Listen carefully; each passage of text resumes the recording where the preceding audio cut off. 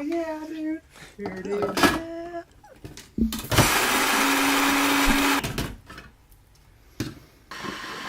Gotta have our coffee.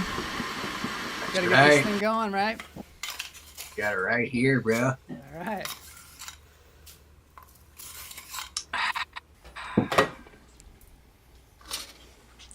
Oh yeah, dude. This video's sick. This is so. It's like ASMR. Oh yeah. Just makes me feel so much better when I watch it.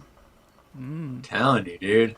Java. I just brought the, I brought the richness of content, dude, when I made this video. Yeah. It was all inspired by,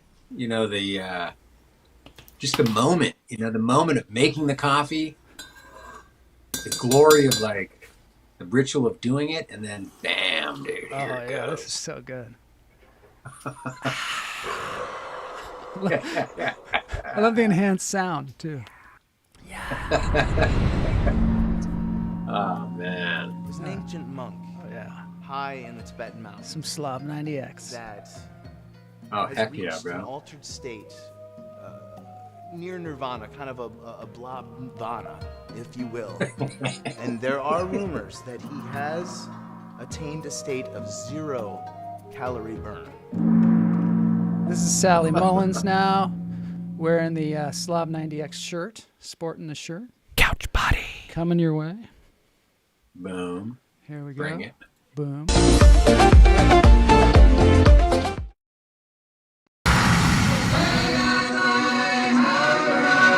I'm gonna get myself a modem. I'm gonna get myself a modem. I'm gonna get myself a modem. I'm gonna get myself a modem. I'm gonna get myself a modem. I'm gonna get myself a modem. Wakanda. All right, here we are. It is lunch therapy time. It's Barefoot Tuesday. I hope Harlan Gleeson has his feet bare. I don't know. I do. You do? All right. That's good. I'm going to bring you on for the breathing. Maybe you can show us your feet. Show us your feet, man. I'll do it. Here Yeah. it goes, dude. Nice. All right. I like it. It's real. It's cool. Harlan Gleeson, yeah. All right, it's great to have you on the show. Yeah. Oh, dude, it's great to be back. Yeah. It's been a Really is. while. I don't know how long it's been It since you've been on the has. show. Do you want to lead the breathing? We're going to take 3 deep breaths here at the top of the show. Sure. Right.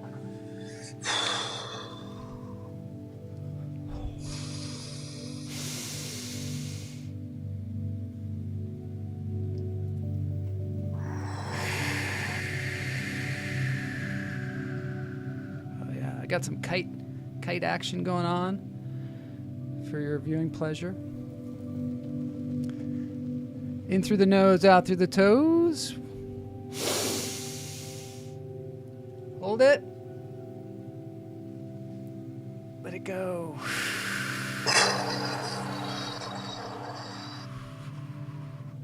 One more time, in through the nose, out through the toes.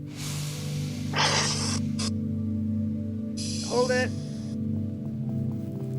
Let it go. Todd Lee spit up in his mouth a little from the view of your foot. You got Yeah, well, you know. He's got a I used good foot. looking feet. Yeah, he's got some fancy feet, man. I know, but you know, you've been walking around and you get dirt on your feet. I can't even put my feet in the camera, but I think maybe I could show my feet just a sec here. Feet contest. Let's see. Yeah, see your feet, bro. There they are. Yeah, not a bad looking foot. Do you have a Roman toe? What's a Roman toe? I don't know what that is. Oh, dude, you gotta know the Roman toe, my bro. Maybe I have one. The I don't Roman know. toe is the second toe is longer than the big toe. And every yeah. statue ever carved in Rome has that quality. You're kidding has that me. feature. Wow, No. I didn't know this at all. You know, my grandmother was Italian. Okay. So maybe well, that's why I've got the Roman toe. That would explain it, right? I do. I have my second toe is Well, longer. you do than- have the Roman toe. I couldn't tell from. I do. from Well, your, let's take a look again, just to see. Let's see. Yeah.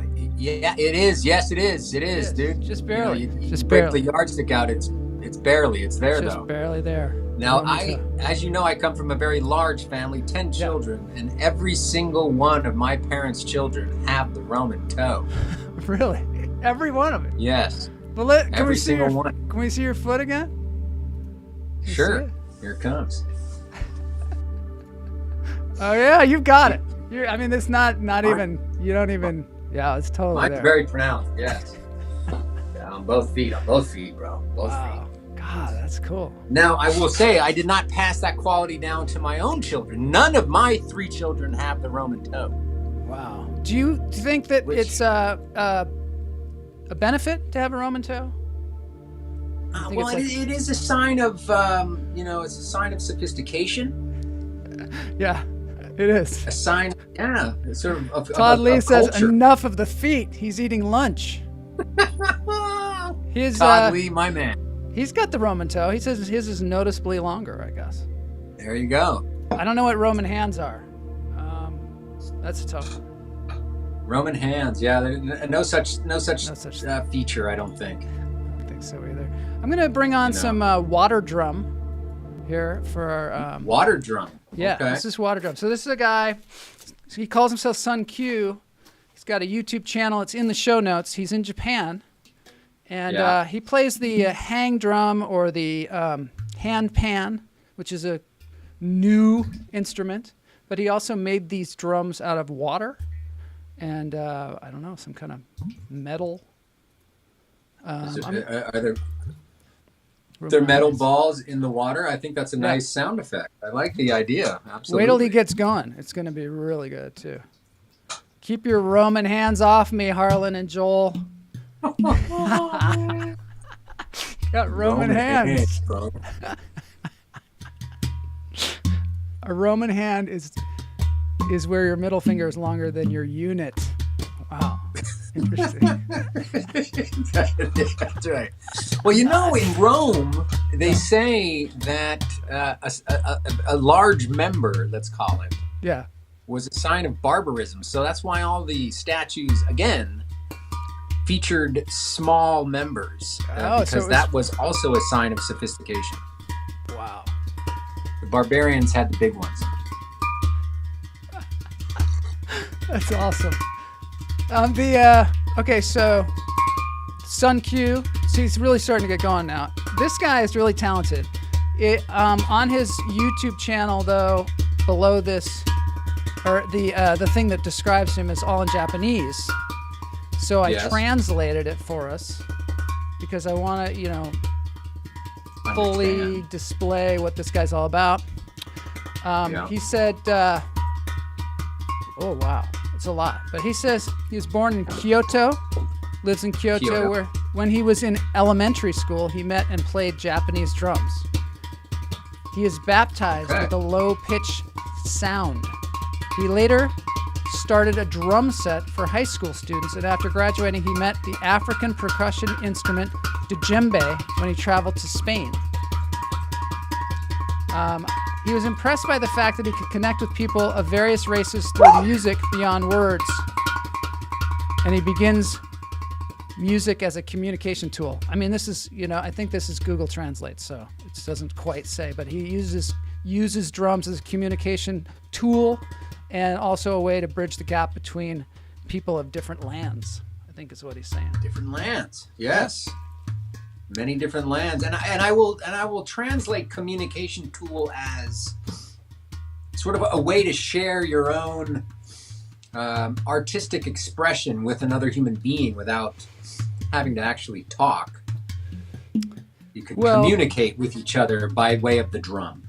I think that's a beautiful thing. And it used to, the drum was also a way for people to communicate over long distances before we had cell phones or cans and strings. Anybody tell you look like Ron Howard, Harlan? I have been told that. Yes, I used to be called Cunningham as a child. Oh, no way. No I swear to God. way. That's awesome. Did you have? We had a picture in the pre-show of you as a child. Didn't seem like you had red hair though. No, yeah. I mean, as a child, when Was I it was just like, sort of your way? 12. That picture was my kindergarten picture. That picture, which has become legendary. A friend of mine actually made a T-shirt out of that picture. You're kidding me. You are kidding me. You have a T-shirt? No. Of that picture, because it was like I'm wearing a football jersey. I have I'm sporting the mom haircut for sure. Are these T-shirts available or what? They are not. They were a limited run, and they're. I think there's probably maybe a half a dozen remaining on the planet. I don't know what happened to the other. Todd Lee's just going to call you Opie. That's a wonderful picture. I'm really glad you dug that one up and good, isn't it? Featured it. That's my picture. I don't know. Maybe we're probably around the same age at that time. Yes. This is from the playground. I was in elementary school, at least. You have a real thick mop, dude. My God. Yeah, look at that. Very, very, kind of very blonde. hardy head of hair. Kind of blonde too. Today my hair is sort of blonde as well, but that's through the magic of hair dye. This is through. This is through the magic of the sun in the Toll too, in Seattle, which there's not a lot of sun. The Toll, yeah. There you go, dude. So that's me on the Toll is sporting a sunny day there for that picture, no doubt. Yep. Okay, I got another thing for you. This is Healing Vibrations, one of my favorites. They're from the Toll as well. The Toll is featured. The Toll is in the house here today. This is their lo-fi. Music production in which. Audible. Yep. So this is their lo-fi version of what they do, which is crystal bowls and drums and gongs and all kinds of great stuff. These guys. They have this channel called Healing Vibrations, and I'm introducing you to it. Drew and Travis, those are the guys right there. Yes. Travis is the one who's usually on the screen. Drew is the one doing the magic behind the scenes. You like to make magic behind the scenes too, right, Harlan? You're like somewhat of a photographer and somewhat of Yes, I am. I am a veritable auteur, I would say. You really are. That film at the beginning of the show, I just love playing that, and it just makes me feel I don't even need coffee when I watch that. How often do you play this video? I think I've played it probably 3 times on the show at least. Very good. I'm happy that it's being broadcast at any point in time, and yes, that is one of my great. I wouldn't call it a great. It's a love of mine. Photography. Artistic expression as a whole. That figures into photography and short filmmaking. I just made another short film, which I could share, as a matter of fact. Oh, I love that. But I will reserve the the comment is that.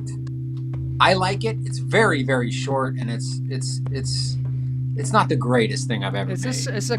Are you qualifying this or hedging? I'm qualifying your bets? it. Yeah. It was inspired by. Do you know that the keyboard solo of "The House of the Rising Sun" by the Animals? Oh yeah. I would play it if I could. And that's that particular solo. Whenever I hear it, I go to this place of just complete celebration. I just love that solo. I feel like it just has. Can you kind of sing it? Can you sing it to us? Do you think? I'm going to turn the music off real quick here. Okay, so. There is a house in New Orleans. There is a house in New Orleans. They call the rising sun. It's been the ruin of many a poor boy. And God, I know I'm one. So what happens with the solo now? Well, the solo, be is tough to recreate. the solo comes maybe about a minute and a half into the song, Yeah. and it's just that keyboard, the organ keyboard solo, which I don't know if I can I play it Yeah. on my Play the phone? Let's song? see. Oh. Here, hold I mean, it's probably going to get... No, I everybody's have it. hands I have the. Are you talking to us through It your won't phone? work, right? No, all of a sudden I'll lose you, and then I'll be vamping, and it'll be Okay, just a yeah, I'm mess. glad you caught me because that. And then also YouTube will kick us off, and it'll just be a nightmare. That's not good. Yeah, I won't do it. I'll send it to you, and you can play it for your next show, maybe. Okay, cool. Oh, so the mute case. you edited this film to that song. Is that right? I did, yes. And it's literally like a 10-second clip with that keyboard solo as the featuring heart, if you will, of the clip. That's cool. I like it. When we're going to move away from Drew here, but I just want to point out some of the cool stuff about this. He's got a boombox. He's got a Super Mario Brothers on the screen there. Yes. This Wonderful. He's got one of those loopers. Do you ever do the looping thing where you loop a beat and then you just keep layering things onto it? You ever do that? It's the thing to do. I personally have never done that, but I know what you're talking about. Seems exactly. like you would Yes. like it. Seems like that would be something you would like. I would. Yeah. There's endless artistic expression that I would like to enjoy and do, and I'm working on it day by day.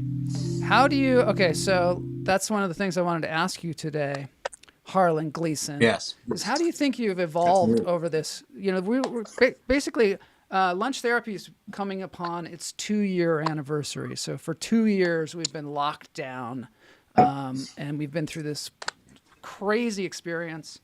How do you think you've changed? Do you think you've changed for the better? Do you think you've changed for the worse, or a little bit of both? Definitely changed for the better, 100%. Because, I will say that it is our obligation to keep getting better.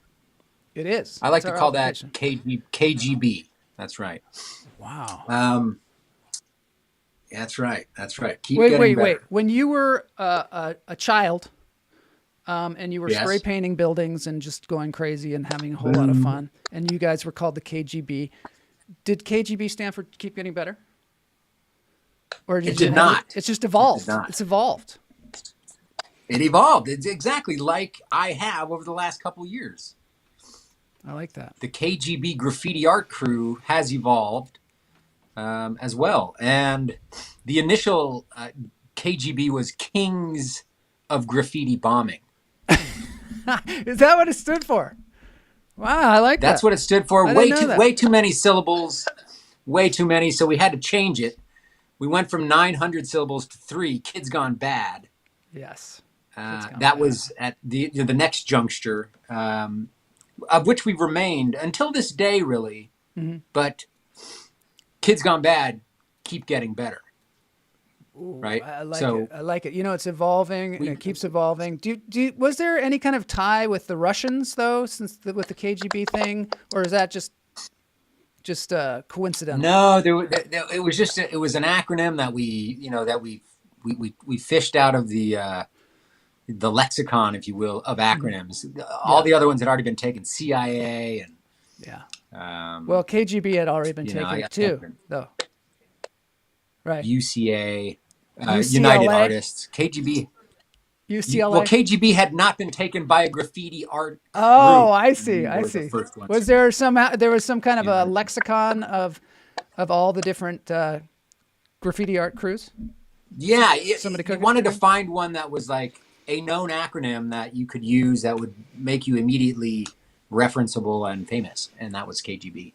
And we kind of liked it because it was like, we were like the bad guys. We were like the villain. We were like the villainous James Bond type graffiti art crew. Wow. You know what I mean? Yeah. Kamala says she and Yeah. Bloss. So back to the original question. I want to answer that. Oh, okay. Yeah, go ahead. As thoroughly as I possibly can. That was terrible how I took us off on a completely tangential thing. Please tell us more. Oh, I see your wife was in the CIA. She was in the CIA. I was in the CIA too because I went to California Institute of the Arts. Boom, Cal Arts, dog. See? That's what I'm talking about. Holy. West Side Rider. Yeah, West Side, right? All right, so tell me more. Tell me more. So, I have to say that the pandemic, although I didn't plan for it to be, has been a huge boon for not only me, but for my family. Oh, really? And yes, for a number of reasons. For me personally, I have become much more expressive artistically. And I don't know why that is. I think it's just like the luxury of time lends itself to, for me personally, the creative spirit within. Yeah. So not being so busy and staticky in the brain has freed up a vein of gold, if you will, within me. It takes time. Creativity takes time, right? I mean, it takes a lot of time, and you have to it's almost like fishing, where you have to kind of wait for it. Yes. Sometimes. Or sometimes you have to go through a lot of different ideas and a lot of different things before you get to, like the Beatles. I've been watching that Beatles documentary, and they were talking. Wonderful stuff. And one of the things Paul McCartney said, and I don't know if it was in that documentary, but somewhere he said, you got to write all the bad songs before you get to the good ones. You know what I mean? That's right. That's right. That's right. It takes time. That stuff takes time. Yes, it does. And I want to take this time to congratulate you, Joel Marshall. Really? On being so consistent with this show of yours. Thank you. And we've been friends for a long time, and that's been one of the themes behind our own artistic endeavors is consistency and constantly sort of in what you just said, producing in spite of sometimes feeling not so proud of what you're producing or feeling like, having the challenges to be consistent with a creative project is fraught with those kinds of mini failures and then successes and all that. Yeah. But you have maintained a very consistent output, and I'm super proud of you. I got to tell you. Thanks. I really appreciate that. I really well appreciate done, that. dude. Well done. I aspire to someone, the way Paul McCartney is in that movie. Songs are just coming out of him, and it's almost like he can't even stop it. And that's the goal, I think, as an artist, is that your creative flow is just like a fire hose at some point. But I think you have to really kind of, what do they do when they you siphon gas out of a car and you have to kind of prime the thing, when you steal gas from people's cars. But you know what I mean? You got to prime the pump. The creative totally pump. like give it the blow job, dude. Like, like totally damn, do. Dude. And you got to really, Let's see what some. Jack, we met. Jack, this is Jack Does Horror. He's in Montana, and his name's Jack Franklin. He's a comedian, like us. He said he met Joel Marshall and became a hummingbird because of the pandemic. So there's some good things coming out of this thing. And we're all like priming the pump, right? Don't make Joel cry. Yes, Add that to the feet views. He's going to lose it. And that to the feet views, I'm going to lose it. Todd Lee, my man, biggest fan here, dude. I love it. But I do want to say, my feet again, just for the Harlan and I, started doing comedy seriously doing comedy a long time ago. And we used to go to like those open mics and really kind of grind it out. And that was really great to have it's still really great to have a friend that you can grind grind with. Yes. Yes. Grinding, bro. I don't know if that's the right word. That's weird. Yes. Yeah. Well, we can keep it in that same exact analogy, like two grains of rice rubbing up, like polishing each other, as it were. That's right. Boom. All right, I love it. That's how we do it. Cool. So let's it's a beautiful thing. Let's get on with the show. I've got a lot planned. I want to first of all, I think we ought to just jump into the contest. What do you say? We're going to jump into the contest. You think? Okay. Are you ready for that? Contest. Are you ready to do a contest? I am. Okay, I'm always good. ready.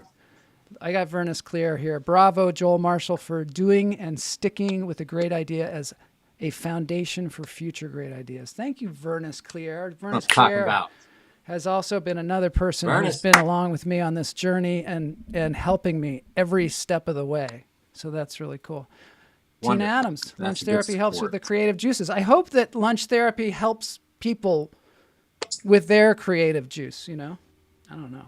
That's what it's all about. There's a lot of juice that and Joel grinding and all this stuff going on. And, you know, but I think it's all about the flow. And also getting out of your own way, right? Getting out of your own freaking way. Are you ready to do a contest or what? Surrender. Surrender to the contest. Here we go. Let's do it. Everybody. Hey, everybody. Okay, everybody. It's contest time. Hey, everybody. All right, this is it. Contest time. This is called Jokes and Their Jokers. We've played this game before on the show. Last week, I must say, we had Blas Lorenzo on the show, and he was killing it. He got like every single one of them. So we got the chat here, chat box in the middle here, so that people can chat and compete against Harlan. We got the scoreboard at the top. Hummingbirds versus Harlan. And here we go. It's called Jokes and Their Jokers. So what I'm going to do is I'm going to show you a joke, and I'm going to give you 3 choices of who said it. Interesting? Okay. Interesting. All right, let's do it. For every action, there is an equal and opposite criticism. Stephen Wright. Oh, okay. Let's let the chat room maybe see if we can get some answers from them. They're behind you. They're behind you, but they have strength in numbers. Stephen Wright, Tina Adams says Stephen Wright as well. Todd Lee says Ricky Gervais. All right, let's see. Let's cut right to the chase and see who it is here. So what's going to happen is the ones that aren't right are going to disappear. And there goes one. Samuel Clemens, of course, is Mark Twain. Let's see if... Oh, Stephen Wright, you got it. Harlan. Boom, boom, boom. Yeah. Rock all on. right. So Harlan got that one. We do lock 'em. All right, let's see what else we got here. Oh, scoreboard's in the way. Real comedy doesn't just make people laugh and think, but makes them laugh and change. I have to go with Williams on that one. Robin Williams. Okay, let's see what the chat room says. I'm going to let them stew about this for a minute. You said that you're a fan of the James Webb telescope. Did you tell me that earlier? I am. God, me too. My brother turned me on to Jimmy Webb. Yeah. Sort of just before Christmas, and you know, I have 2 children that are engineering students, so it just sort of dovetailed into that, and I've been watching the YouTube channel on the sort of the live feed of Jimmy Webb. Yeah. Over the last we've got some news about that. News about that coming up. You know, it's interesting because everyone's guessing so far. We've got Todd Lee said Tig Notaro. Vernus said Robin Williams. Charles said Robin. Jose said Williams. Camilo Lopez says Tig. But guess what? It's not Robin Williams. It's not Sam. It's Sam Kinison. I know. The yelling man himself. Yeah. No one got that one. It's interesting because you think of him as just yelling at you, but he actually I know wants to make some change. Yeah, so that's kind of cool. Okay, how about this one? So far, it's 1-0. I have a lot of stories about being a kid because it was the last time I was interesting. It's got to be Mulaney. Okay, you're saying Mulaney. Let's see what the chat room says. Yeah. I'm going with Mulaney, but it could have been Shandling too. It could be any of those guys. I can certainly identify with this quote because a lot of times in my comedy I like to talk about when I was a kid, and you do too, right, Harlan? I do. I love to talk about when I was a child. I had fun stuff. What I like to think is a pretty rich childhood. Yeah. here in Los Angeles, California. So I like to tell stories about that. It's fun. It is fun. I like to hear stories about it. You got some crazy fun stories from when you were a kid. Okay, so people are saying Shandling, Patton. Charles says Patton. You say Kinnison was a Mulaney. pastor. That's Kinnison crazy. was a pastor. Yeah, that's interesting. True. A lot of times comedians Didn't know have that. parents who are pastors or were teachers or, that kind of thing where they're speaking. So far, the chat room's disagreeing with Patton. you. Yeah, Tina's saying Patton. Kamala says Patton. Question mark, Kamala. What's up, Kamala? Good to see your name there. It's been a while. It's been a while. Right. Been a while. So, okay, let's see who won. So basically, the Hummingbirds have one side, you have another. They have Shandling and Oswald, and you have Mulaney. All right, let's check it out. Let's see who won this thing, huh? God, and I'm a big fan of John Mulaney. I hear he fell off the wagon too. But I think he got back on the wagon or whatever. However that works. Oh, good for him. He's John Mulaney! Wow, man, that was good. Oh man, Harlan. Nice. Love me some John Mulaney. I love the. He's talking of childhood stories. John Mulaney's childhood comedy bit about meeting Bill Clinton is one of my favorites. I've never heard that one. I got to check it out. Everybody should check out John Mulaney. He's funny. Yeah, he did fall off the wagon apparently at some point. I don't know what happened. After having 20 years or something. I mean, really? Yeah. I'm not afraid of death. Talent. I just don't want to be there when it happens. God. I've heard this joke. That's got to be Woody Allen. I mean, it's got to be Woody Allen. Let's see what they say in the chat room on that one. Got to be Woody Allen. It's such a neurotic kind of a comment, and I can't see Rodney Dangerfield saying that. Todd Lee says Woody Allen. So does Chuck Goldsmith. Matt Wright says, well, the good news is that you won't be. That's an interesting statement. I don't know. I kind of feel like you are there when you die, right? Maybe afterwards. Maybe if you said I'm not afraid of my funeral. I just don't want to be there when it happens. That's 100% Woody Allen. I think I've seen that. It might have been in a movie. I'm pretty sure I heard that in a movie of his. Okay, let's see what it is. Let's see. Oh, Rodney Dangerfield, Woody Allen. Yeah, oh my God, he got it again too. Harlan, you're kicking. I mean, granted, the Hummingbirds are way delayed, and it's very frustrating to be in the chat room, as anybody knows, because you get the right answers, but it just takes too long. But that's the nature of this game, I guess. It's a brutal game that we're playing. I like the banana that we got. It's just a brutal game. This is a weird one. It has nothing to do with comedy. The question is, it's a science question. Who occupied an abandoned weather station in Kaluchin, Russia? So this is way up there. Who occupied an abandoned weather station in Kalucha, Russia? Well, Let's see what the chat room says about that one. Let's see. I'm going to have to TikTok on this. Oh, what? Oh, you're just thinking, right? Because there's no Googling and there's no searching through TikToks. I won't do that. No, is that where you get your man of honor? Is that where you get your information? Is from TikTok? That's where you get all your news. I actually do not. I do not ascribe to TikTok. You don't. I'm thinking. This is going to be. It's a tie. It's a tie between Vlad, polar bears, and penguins. That's a lot. And I'm going to go with. I know it's a lot. It's 3 out of 4, so it's pretty sorry actually. I think I'm going to go with Vladimir. I'm just going to have to say it. Vladimir Putin occupied an abandoned weather station in Kaluchin, Russia. Yeah, because he's such a macho guy, and does seem like something he might do, huh?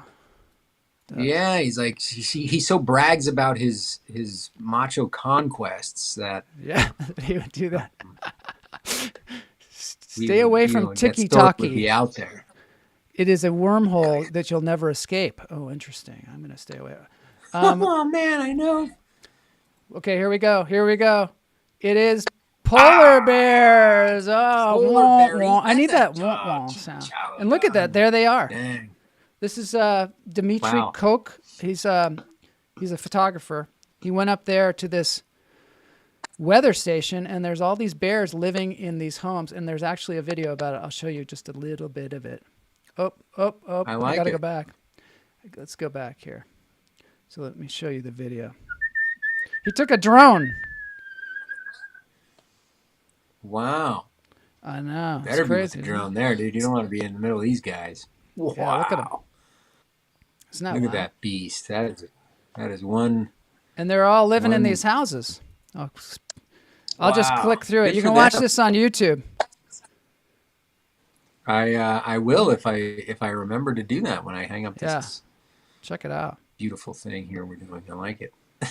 Well, good for them, dude. They're not hanging on some kind of like we got to live in nature type shit. They're like, oh hell no, dude. We got Anyway, a pad. Exactly. Well, I mean, I don't know. We're melting all the ice We're up gonna be there. going for the. Okay, here we go. The funniest things are the forbidden. That's interesting. The funniest things are the forbidden. Wait a minute. The It's gotta chat be room Lenny got Bruce. the I mean- chat room got the polar bears. Okay, definitely they got that. So they got a point. I mean, 3-1. you're just definitely giving it away a point there. I am giving them that point for sure. Yeah. All right. So let's see. Okay, I'm Funniest going to go things with are Lenny forbidden. Bruce on the latest question because he was such an envelope. He's sort of known Pusher. for that, right? For being an envelope That's right. pusher. Totally. So is Mark Twain, for that matter. Mm-hmm. But as a comic, you're going to have to go with Lenny Bruce if it's we're talking Yeah. about You'd think. comics. That's not necessarily a joke, right? It's Todd not- Lee this is says, just- oh, you're right. That's not necessarily a joke. Well, the last one wasn't either, I guess. Mark Twain is what Todd Lee says. We already had Sam Kinison, so that seems like that would be that'd be like a duplicate. I know, hogging the show. Who's So, going with Twain, dude? Twain. I got Twain on full. the brain, dude. No, dude, we're going Bruce. Going for Come it. on, Lenny. All right, here we That was my go. Dad's favorite comic. Yeah, a lot of our parents' favorite comic. And it is Mark Twain. Oh, no. Chat room got that one. They're creeping Bruce, up on you. man. They're creeping up on you. Damn. Okay, the next one I think is made up by, I think it's made up. Yeah, this exactly, one- Chuck. Exactly. This one was That's what I'm made. saying. This one was, this one's a tough one. In some Okay. places, when you get married, you have to take a blood test, but there should also be a test where you fold bed sheets together.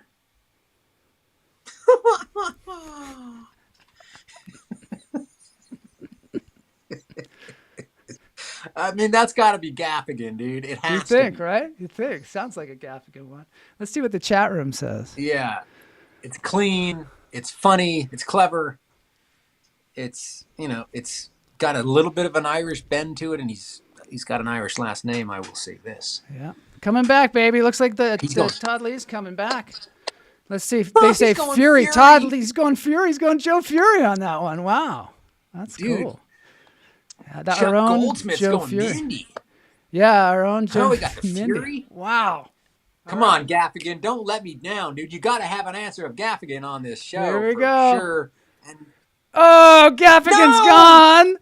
Oh, Mindy Kaling's gone. tied Joe game. Fury Oh, it's the wrote that joke. Our Furini, dude. own Joe Fury wrote that joke. Wow. Can you believe that? It's a homegrown joke. dang. Yeah. That's hectic. good. I can't believe it. That's a good one. I'll give it to Joe Fury on that. Yeah. You really you killed know, it on that. Gaffigan can definitely hijack it and use it because it's Yeah. work in his Boom. in his style. It's tied up. It's tied up. It's getting very, very hot in man. here. All right, let's see. Uh-oh. This is a What? science question. How much did a NASA spacesuit cost when they were made in 1974?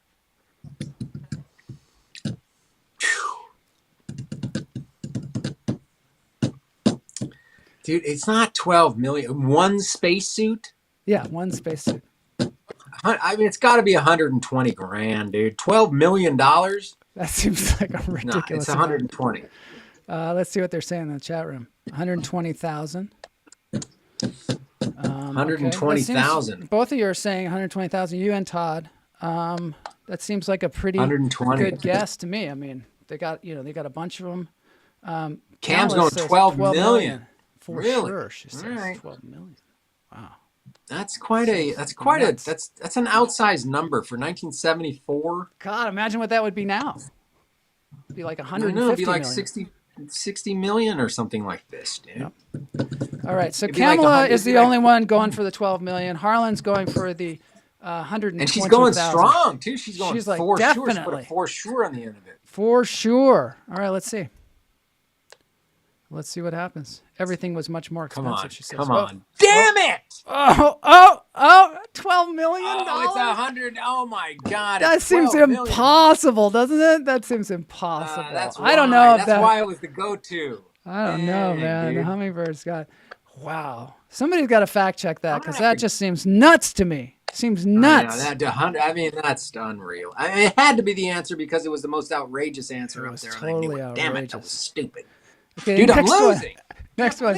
To be a trophy wife, you have to be a trophy. I am more of a commemorative plaque. That's got to be Joan Rivers, dude. Seems like a Joan Rivers one, doesn't it? Let's see what happens.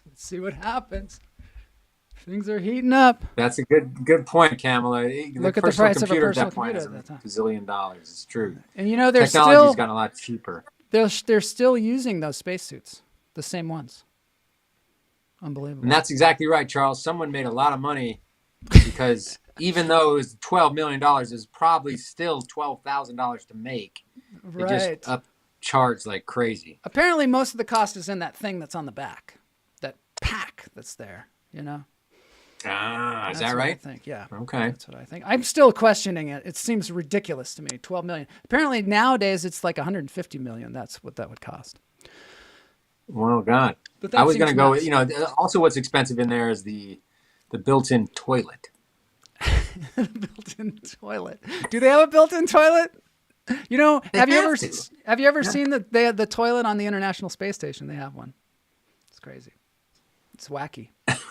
Even on those SpaceX zero gravity toilet, dude. Even in the SpaceX floating log. Yeah. All right. Let's see what people are saying. You were saying Joan Rivers. I did. Like bowling shoes. No one else is guessing because we've got off on the spacesuits, I think, which is super interesting. NASA invented duct tape to fix the old spacesuits. They did. I used to tape everything when I was younger. I used to fix everything with tape. Tape was my favorite thing. Okay, let's see if you got it right. I mean, unless somebody in the chat room says something, I guess they're. And Ali Wong is kind of pretty. Let's take a look. It's not her. It better not be. It's probably Ali Wong because it's going to be like the most outrageous answer. Joan Rivers is always making fun of herself. It's her. It's Joan Rivers. If it's not her, I'm gonna call a trick question on you. It's like Speed Trap. Okay, it's between Joan Rivers and Ali Wong. Here we go. Drum roll, please.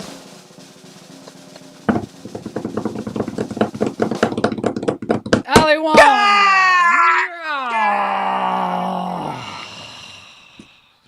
Did anyone get the point? Yeah. Tina said Rivers.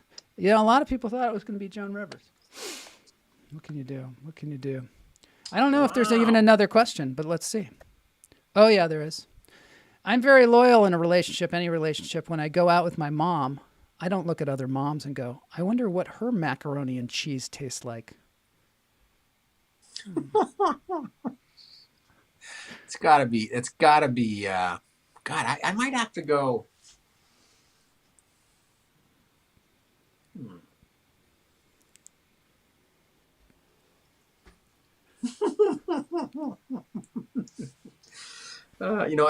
I met Gary Shandling once. Did you? Tell us. I did, yeah. What happened? We played basketball. We were playing basketball, and he was one of the guys playing. And we were playing horse. We played horse. Really? And they used to play basketball in that documentary. They show him playing basketball too. And what happened? Yeah, he liked basketball. And my buddy's like, well, you got to think of a really hard shot. He's like, I mean, what kind of like creative hard shot can you think of? My friend asked Gary Shandling then. He's like, Okay, so me standing at the 3-point line and you blowing me. No way. Oh man, it was fucking so funny, dude. He's funny, that guy. He is so funny. All right, let's see. So you said Gary Shandling. That was a classic Gary I'm gonna go Shandling Gary story. on that. I it's probably Mark Maron, but I'm gonna go Gary just because I just told that story. Chuck is saying Mark Maron. Did you see that great documentary about him, The Zen of Gary Shandling? I did not. Oh, you got to check it out. You got to check it out. It's so good. Judd Apatow got all his old diaries because Shandling gave him his diaries of all his like joke writing and all that stuff. And they make this documentary film about him, and they have quotes from the diaries. It's so good. So everybody's saying Mark Maron in the chat room, and you're saying Gary Shandling. So this could be I don't know. This could be a big pivotal moment in the game. A big win for Harlan. I mean, yeah, it could be. Be nice. Be nice. Here we go. Be nice to get a point here, and I can at least walk away with a tie. Yeah, I think that might be happening here. Let's see. It's between Gary Shandling and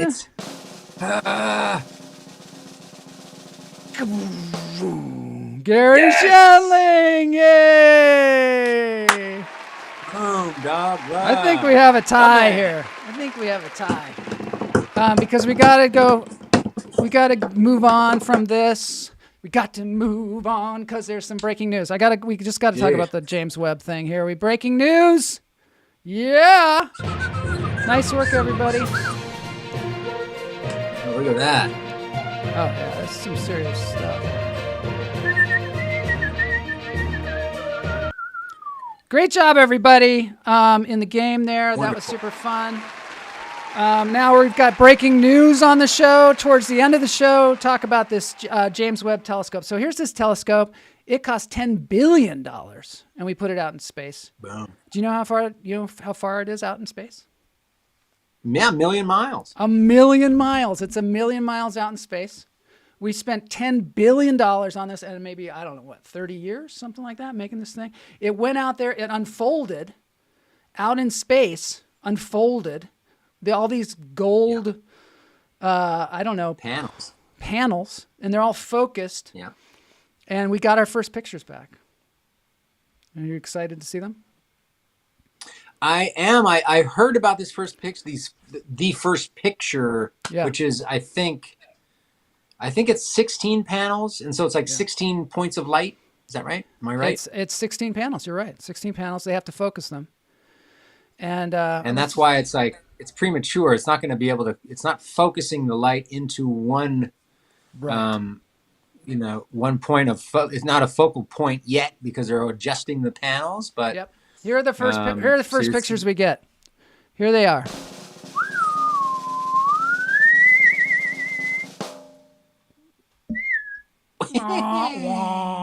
That's the first picture we got. It's a selfie of itself. It's taking a picture of itself. I don't know. Seems kind of blurry to me. This seems kind of blurry. This isn't great. It's not a great thing, dude. Those panels are all golden, and we get this just black and white snapshot here. I'm kind of worried. I'm kind of worried about this. Looks like a Polaroid. This is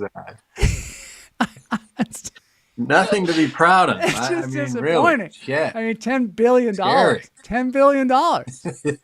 Come on, Webb. Seems like you can do that. Just like a shitty selfie out in 1 million miles out in space. It's not very, what we paid very. for. And we're supposed to be able to see like the origins of space and everything going back to like the beginning of time, and then we get this, and I don't know. I think they might be just playing us. They might be playing us. But there is another picture. There is one other picture. I'm going to share that with you. Hopefully this one is, this one's going to be better. I'm sure it's going to be in color at least. Come on. And no. No. That's the worst picture I've ever seen. It's like the beginnings of a Jackson Pollock painting. I mean, that's all we get. If he only had one color or something. Not Not even a color. If you white just black canvas can and of like auto white paint. I don't know. I'm starting to get No. worried. This, of course, is the initial Scary. alignment mosaic, and they're saying that they have to align each like mirror is, That's as I was reflecting saying. something. Yes, Yeah. my brother was telling me about this. That they are, this is one star, in fact, Yeah.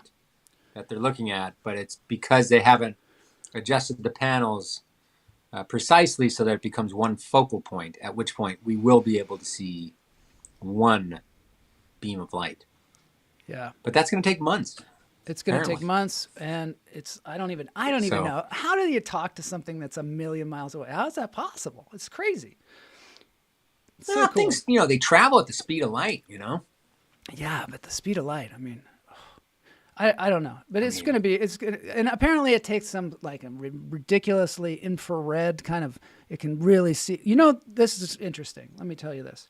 On the way up there, they had some mechanical, telescopes in there, and they had to heat them on the way out there. But once they're out there, they have to get really, really, really cold. And the reason they heat them is because as they get really cold, ice could form and just ruin the instrument.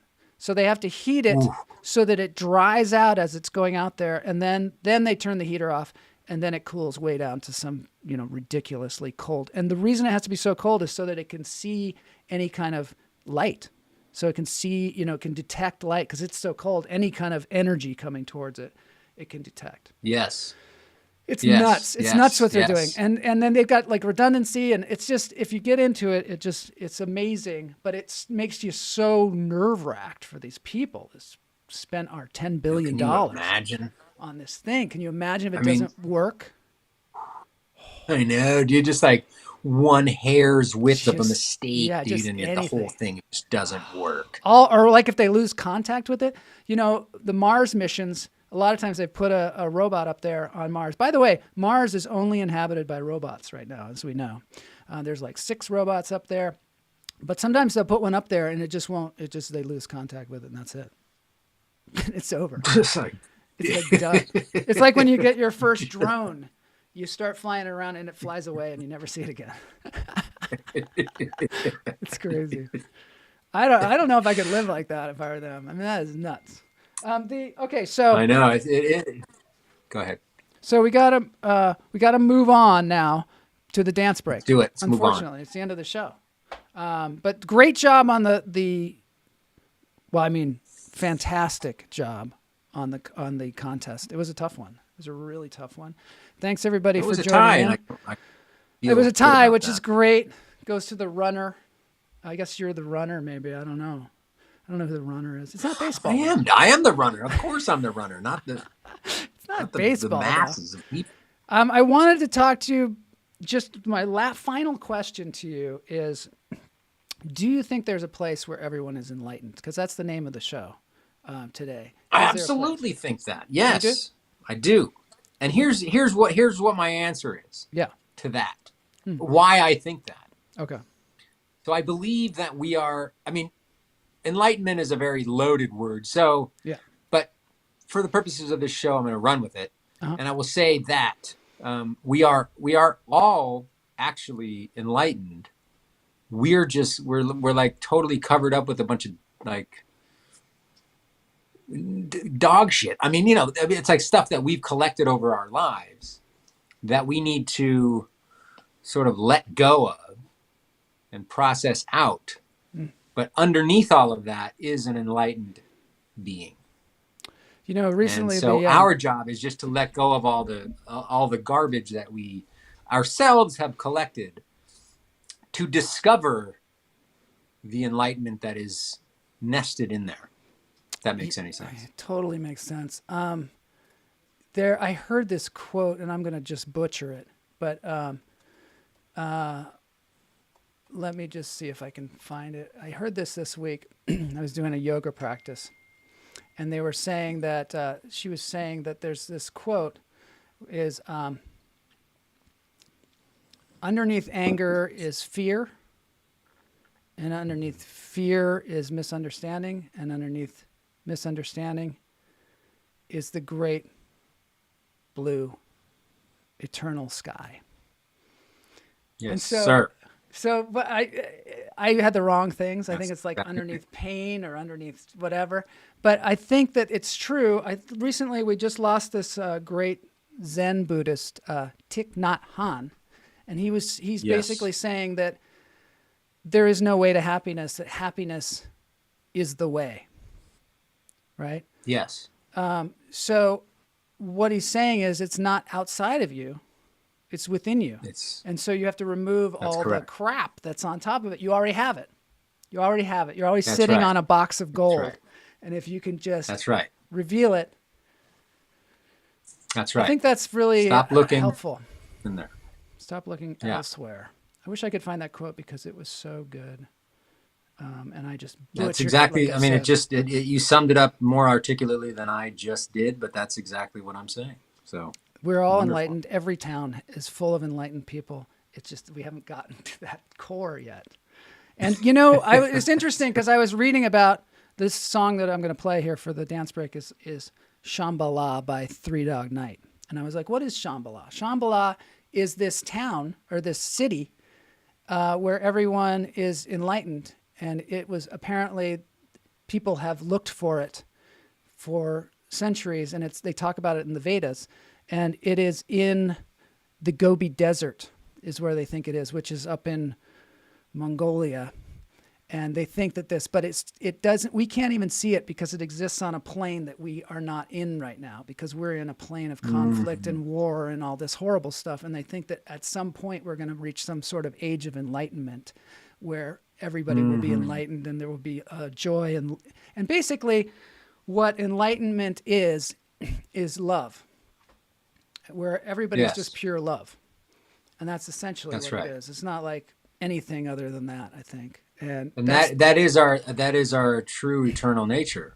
Mm-hmm. It's just, again, I think it's just a matter of, I mean, you know, another way of saying it is like purifying, sort of like letting go of all the impurities and all the stuff that we ourselves hold within ourselves. And it's just it's a practice that you practice every day, all the time, of letting go of the things that you yourself are holding, that you want or that you don't want. It's a surrender. I mean, you have to really become, in another way of saying it is, you have to become very serious about letting go, of having faith that if you allow life to be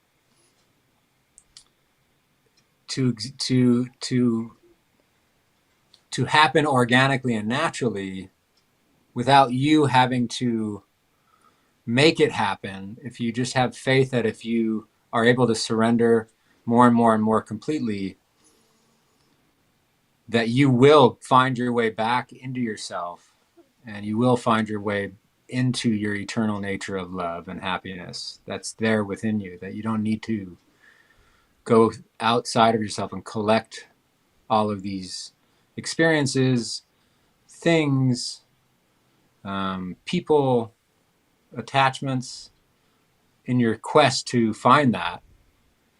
In fact, you need to let go of your wish to do that, and that you will find your way back in that approach to yourself. It seems like it's a constant struggle, man. Even though that the struggle is to not struggle. struggle. It's the struggle of letting go. Well, you got to do it. That's the only way. Yeah, I think. I love it. Okay, personally. Here we go. We're going to dance it out now. We've got this Shambhala. Do it. Cathy Hutch. She's a great musician. She's going to be playing the guitar, playing Three Dog Night. Here we go.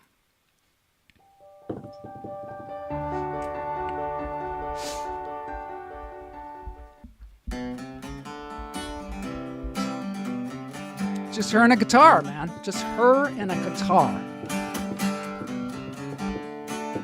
Bringing us to Shambhala. Wash away my sadness, wash away my pain with the rain in Shambhala. Wash away my sorrow, wash away my shame with the rain in Shambhala. Oh, yeah.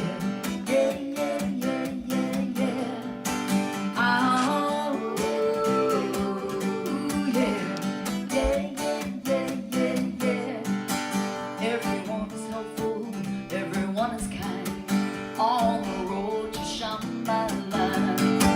Everyone is lucky, everyone is so kind on the road to Shambhala. Oh, yeah. Thanks, Harlan, for being on the show. Thanks, everybody, for joining in. And on Friday, I have the one and only Lisa Sunstedt from Pretty Funny Women joining us for Interview Friday. That'll be a Shangri-La of sorts. Have you ever met Lisa Sunstedt? Can't say I have. I like the name. All right, come join us on Friday because I will. she's like Same time. she has trained a lot of the great, especially female comedians that are out there. Love it. A lot of them we know. I want to say Ali Wong, but I'm not sure. We'll find out. And she's a great comedian herself, of course.